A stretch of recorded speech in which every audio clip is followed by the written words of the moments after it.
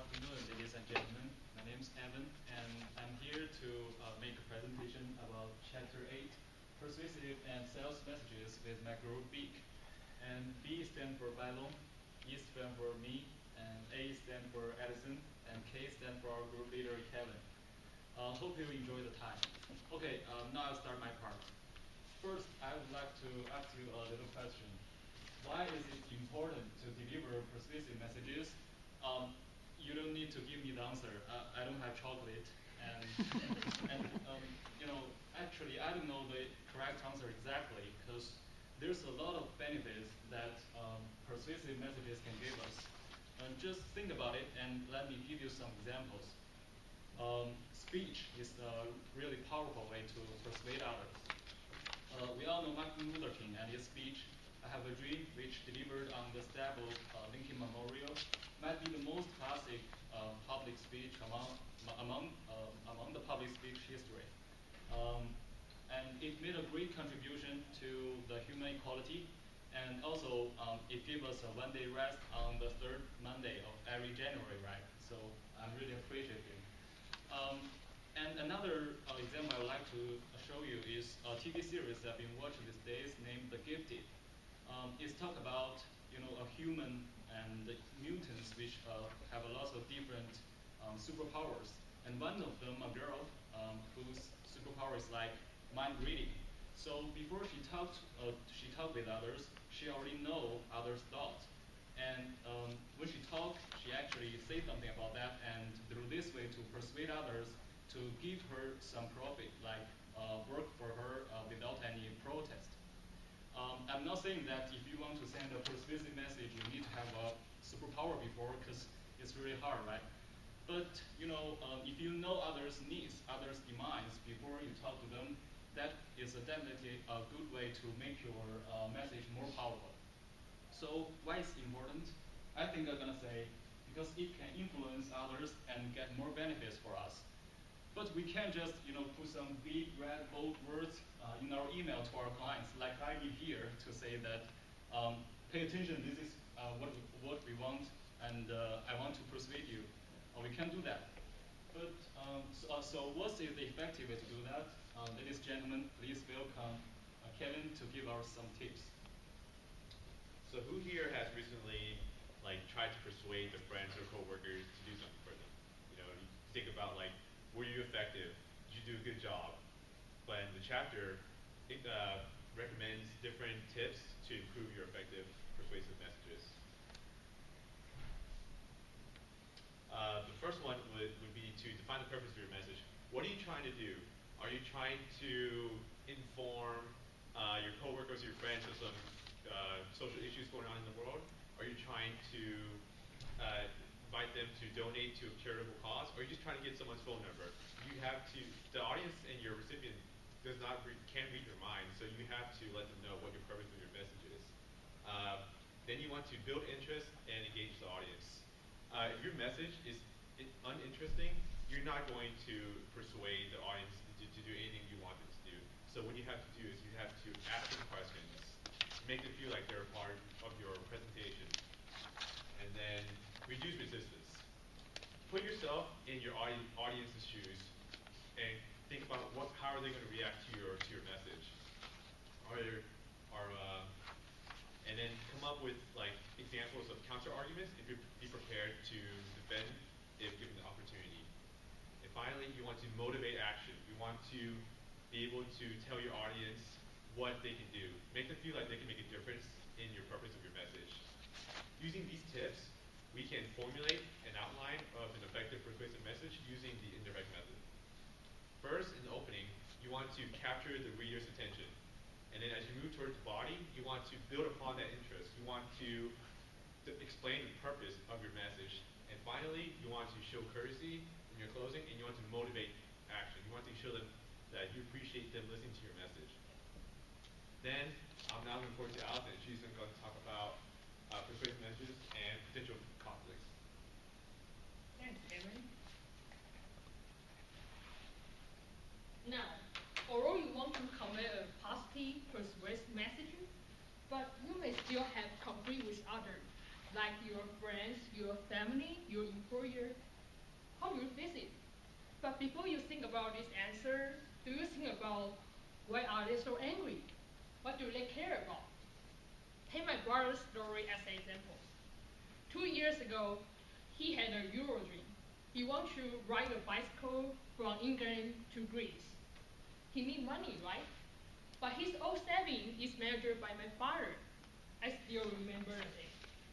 My brother, hey dad, I want to travel to Europe. Please give me my old saving. Dad. My father's answer is obvious. It's no. But it's not no problem. It's not possible. Why? Why you always block my door? I just want to enjoy my life. 这太危险了. Sorry, my father only speaks Chinese. This means it's too dangerous.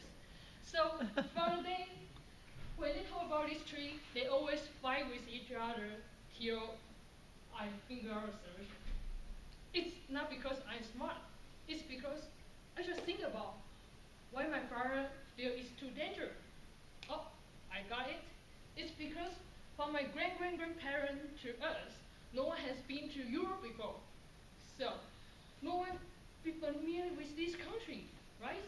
So I tell my brother, hey dude, why don't you attend the English class first, understand the culture, make some friends, and then you can begin your Euro dream, right? Guess what? Sure, they all agree with this. So, do you learn a lesson from this story? Maybe not. So let me conclude. Using the moderate tone, standing in one's shoes, and figuring out the win-win method is my persuasive formula I want to share with y'all. Now, let's Byron to conclude our presentation. Okay, thank you. So, my name is Byron. I will talk about some basic key aspects about our person's message. So, I went over the section 8-4. We split the chapters, by group members. So I went over 8-4. The content from the textbook is generic. It's not something what I'm looking for. So I basically came up that developed my own, like original content. I hope I can impart you guys some wisdom, so you guys will be effectively once I'm done with this presentation. So I will have 3 key points. So no big deal. So first of all, you have to understand your perspective, which means you have to understand your audience. So the people in this classroom all want to do something related to financial statements. So we are all going in the field of accounting. What if somebody from like a University of San Diego have a great graduate political science program? What if he send out us email about that? Do you think we'll care about how creative the content is or how great that program is? No, because that's not what are we looking for. He doesn't understand our background. So the fate for his email is either get marked as trash or worse, will be as spam. So you have to understand your audience. Second of all, have to be concise. I took a class called Sales in Entrepreneurship Venture, which is a small business sales and marketing course. The professor who actually runs online appraisal firm. So he often sends out a mass email to his prospects. So he would only put like 2 sentences in his email contents, something like, hello, this is so-and-so, and do you have any projects or machinery need to get appraised? That's it. Then he will offer his phone number and his link to his website. He wouldn't go on about why you should do business with him or like what's his track record, because if that person is interested, he will either contact him or go to his website to do further research. So for email message or something like mass email marketing, you have to be concise. If the information reaches a level the readers feel is overwhelming, they will simply give up reading. That's the truth about email. It has to be very short. Third point. So always try to call somebody first.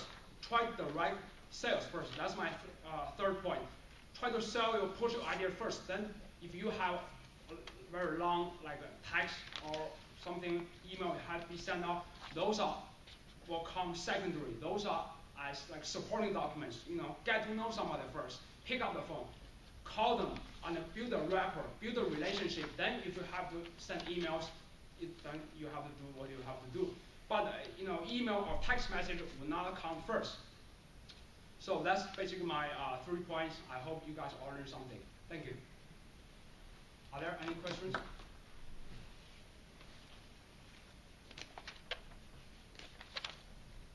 Go ahead. How would you best recommend being persuasive if your audience has trouble understanding, for example, English second language? I mean, that's why.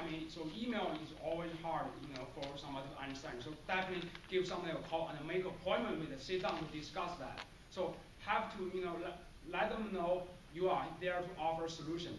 So, and then, so that's why for a lot of no matter international student, it's always easier for us to understand somebody or someone to understand us if we have a face-to-face meeting instead of just sending email.